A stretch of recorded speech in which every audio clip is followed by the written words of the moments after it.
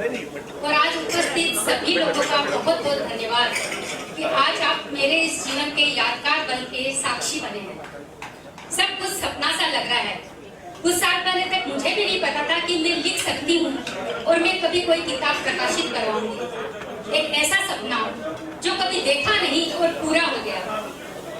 जब मैं पीछे देखती हूँ तो कभी मुझे याद आता है वह पल जब मैंने पहली बार लिखना शुरू किया, तो कभी याद आता है वह पल जब मैंने अपनों के बीच और खासकर लॉरेंस परिवार के बीच कभी जन्मदिन तो कभी सालगिरह पर छोटी छोटी पंक्तियां लिखती रही, कहती रही और आप सब लोग मेरा उत्साह बढ़ाते रहे, मुझे प्रोत्साहित करते रहे, मेरी छोटी छोटी तुकदंतियों पे तालियां बजाते रहे और वही मुझे आज यहाँ तक ले आई है मेरा लॉरेंस परिवार।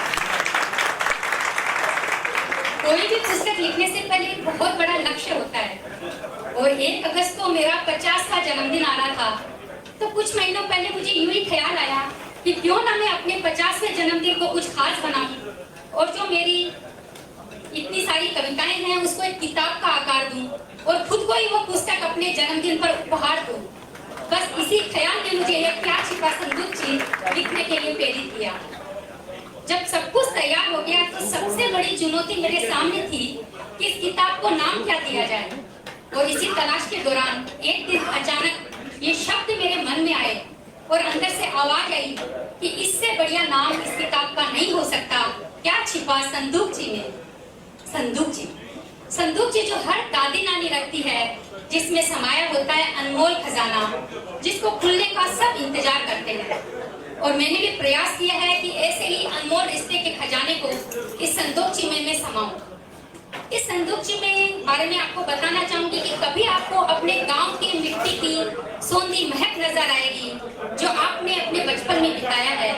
वो गर्मियों की छुट्टियां, वो ननिहाल की मस्तियां, वो गर्मियों की छुट्टियां, वो ननिहाल की मस्तियां, वो दही का बिलोना, वो मक्खन के लिए मचलना, वो गेहूं की धानी, वो मटके का ठंडा पानी, वो छतों पर बिछना, वो टूटे तारों का गिरना।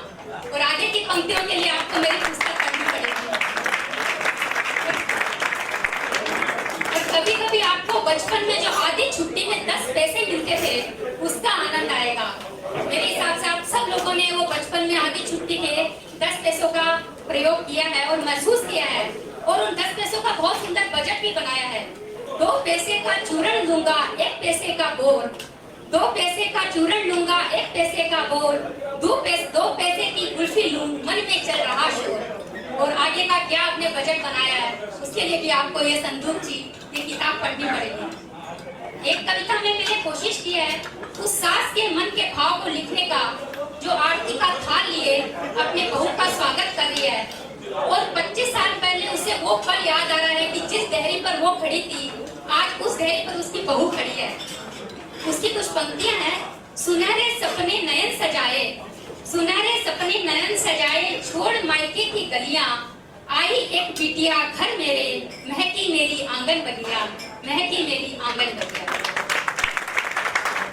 इसमें मैंने आपको कॉलेज का पहला दिन भी याद दिलाने की कोशिश की है।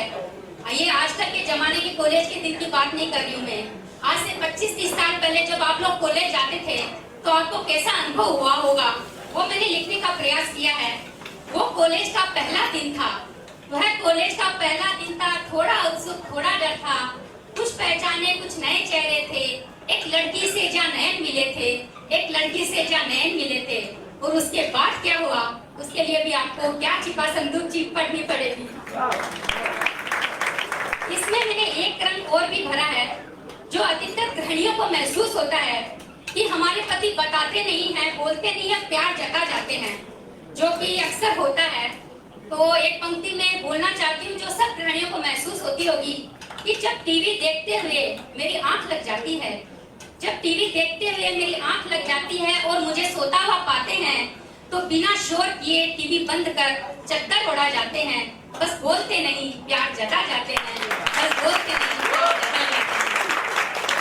और ऐसे ही प्यार जताने के बहुत सारे उदाहरण मैंने इस कविता में समाहित किए हैं जो आपको क्या छिपा संदूक जी पढ़नी पड़ेगी। और एक कविता के बारे में मैं जरूर बताना चाहूंगी जिसमें मैंने पिता के मन के हाल को बताया है जब उसकी लाडों की विदाई होती है। माँ तो सबकी आंखों के सामने आंसू ले आती है और अपना दर्द दिखा देती है, लेकिन एक पिता को शायद ये भी हक नहीं होता कि वो आंखों में आंसू ले आए। तो उसकी पंक्तियां है, एक पिता के दर्द को कोई नहीं समझ पाता है, एक पिता के दर्द को कोई नहीं समझ पाता है जब वह अपने लाडों को विदा कराता है। और आप ये कविता पढ़ेंगे तो एक पिता के दर्द को आप महसूस कर पाएंगे। और हर पिता जो बताना चाहता है शायद वो उस कविता को पढ़कर अपनी बेटी को बता पाए कि मेरा दर्द क्या है। और मेरी हर कविता के पीछे एक कहानी है, हर कविता में कुछ ना कुछ चीज प्रभावित किया मेरे दिल को, तो मैंने लिखा है।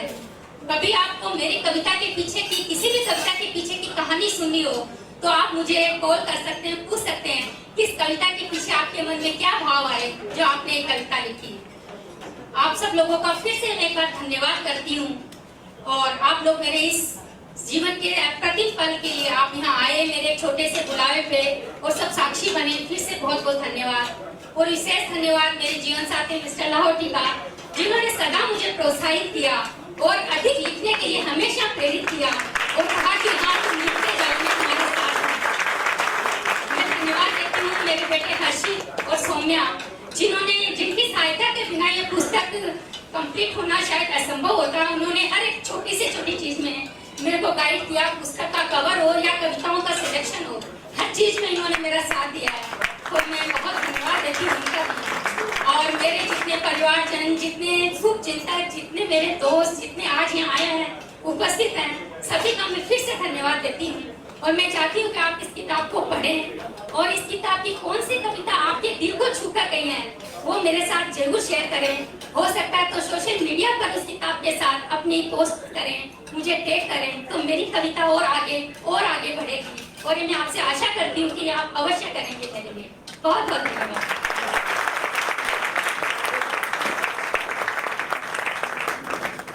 बहुत सुंदर शशि जी के शब्दों ने सबको भाव विभोर कर दिया। माना कि साहित्य समाज का दर्पण होता है, समाज को लेकर चलता है, लेकिन कभी कभी स्वार्थता सिखाए और अपने विस्मित पलों को याद करने के लिए भी अगर साहित्य रचा जाए तो वह भी हमें भाव विभोर कर देता है। तो शशि जी आपको फिर से बहुत बहुत बधाई। और